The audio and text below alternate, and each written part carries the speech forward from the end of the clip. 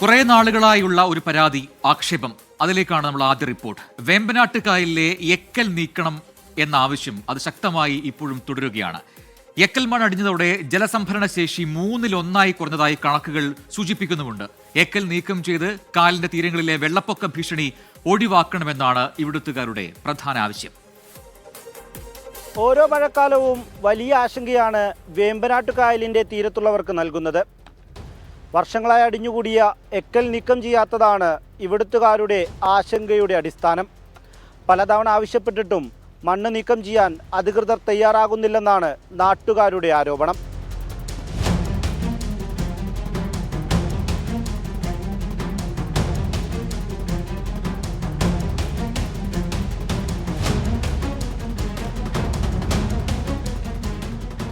കേരളത്തിലെ ഏറ്റവും വലിയ കായലായ വേമ്പനാട്ട് കായലിൽ നാളിതുവരെ ഡ്രഡ്ജിംഗ് നടത്തി എക്കൽ നീക്കം ചെയ്തിട്ടില്ല. 2018 പ്രളയത്തിന് ശേഷം കായലിൽ വലിയ തോതിൽ എക്കൽ അടിഞ്ഞിട്ടുണ്ട്. ഇത് കായലിന്റെ ജലസംഭരണ ശേഷി 1/3 കുറച്ചു. അപ്പോൾ ഇത് ഉത്ഭവിച്ച കാലം മുതലുള്ള അഴുക്കുകളും മാലിന്യങ്ങളും പ്ലാസ്റ്റിക് മാലിന്യങ്ങളും എല്ലാം ഇതിനുള്ളിൽ കിടക്കുകയാണ്.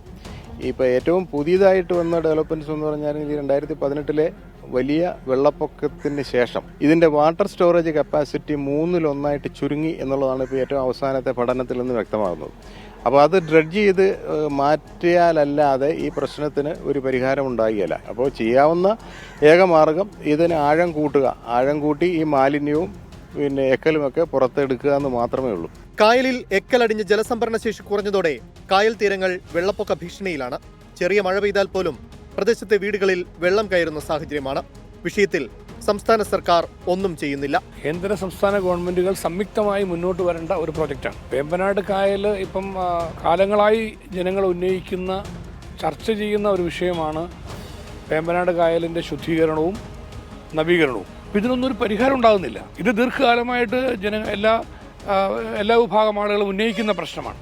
നിർഭാഗ്യവശാൽ കേന്ദ്ര ഗവൺമെൻറ്റിനും സംസ്ഥാന ഗവൺമെൻറ്റിനും ഇതുവരെ അതിൽ ഫലപ്രദമായ കാര്യങ്ങൾ ഒന്നും നടത്താൻ കഴിഞ്ഞിട്ടില്ല. അത് പി ജോസഫ് സാർ മന്ത്രിയായ സമയത്ത് കുറേ കാര്യങ്ങൾ നടന്നിട്ടുണ്ട്. അപ്പോൾ ആ ഒരു ഗവൺമെൻറ് പോയതിന് ശേഷം പിന്നീട് കാര്യമായ ഒരു ഇടപെടൽ ഇവിടെ ഉണ്ടായിട്ടില്ല. അപ്പോൾ ഗുരുതരമായൊരു അനാസ്ഥ ഈ രംഗത്ത് കേന്ദ്ര സംസ്ഥാന ഗവൺമെൻറ്റുകളുടെ ഭാഗത്തു നിന്ന് സംഭവിച്ചുകൊണ്ടിരിക്കുന്നു. വേമ്പനാട്ട് കായലിന്റെ ശുചീകരണത്തിനായി കേന്ദ്ര പദ്ധതിക്കായി ശ്രമിക്കുമെന്ന് MP ഫ്രാൻസിസ് ജോർജ്. വേമ്പനാട് ലേക്ക് ഡെവലപ്മെൻറ്റ് അതോറിറ്റി രൂപീകരിക്കണം എന്നുള്ള ആവശ്യം കേന്ദ്ര ധനകാര്യമന്ത്രിയുടെ മുൻപാകെ വെച്ചിരുന്നു. പക്ഷെ അതിൻ്റെ പ്രതികരണമൊന്നും ഉണ്ടായില്ല.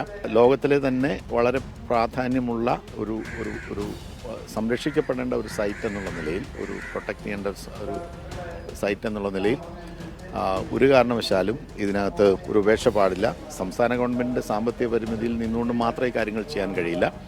അതുകൊണ്ട് കേന്ദ്രത്തിന് സഹായം ആവശ്യമാണ്. വീടുകളിൽ വെള്ളം കയറുന്നതിന് പുറമെ മേഖലയിൽ കൃഷിനാശവും രൂക്ഷമാണ്. പ്രശ്നപരിഹാരത്തിന് അടിയന്തര നടപടി വേണമെന്ന് കർഷകരും ആവശ്യപ്പെടുന്നു. വേമ്പനാട്ട് കായലിലെ എക്കൽ നീക്കം ചെയ്യുന്നത് അവതാളത്തിലായതോടെ കർഷകർ നേരിടുന്നത് വലിയ പ്രതിസന്ധിയാണ്. ഇനിയും പ്രശ്നപരിഹാരത്തിന് അധികൃതർ തയ്യാറായില്ലെങ്കിൽ പ്രക്ഷോഭത്തിലേക്ക് കടക്കാനാണ് കർഷകരുടെയും തീരുമാനം. ക്യാമറ പേഴ്സൺ അരുൺ നിണ്ടൂരിനൊപ്പം റാഫി കരീം, 24 കോട്ടയം. പൊതുജനം കഴുതയല്ല സാർ. എന്തായാലും വേമ്പനാട്ട് കായലിന്റെ തീരങ്ങളും അതല്ലെങ്കിൽ അതുമായി ബന്ധപ്പെട്ട ആളുകളൊക്കെ തന്നെ ഈ ടൂറിസം സാധ്യതകളൊക്കെ പരമാവധി പ്രയോജനപ്പെടുത്തിയാണ് കഴിഞ്ഞ കുറേ നാളുകളായി കഴിഞ്ഞത്. പക്ഷേ ഇപ്പോൾ ഈ രീതിയിൽ വെള്ളപ്പൊക്ക ഭീഷണി എന്നൊക്കെ പറയുന്നത് അവർക്ക് ഇതുവരെ അങ്ങനെ പരിചയമില്ലാത്തൊരു സംഭവമാണ്. കഴിഞ്ഞ കുറേ നാളുകളായി ആ ഭീഷണി അവിടെ നിലനിൽക്കുകയാണ്. അതിലൊരു മാറ്റം വരണമെന്നാണ് ഇവർ ആവശ്യപ്പെടുന്നത്.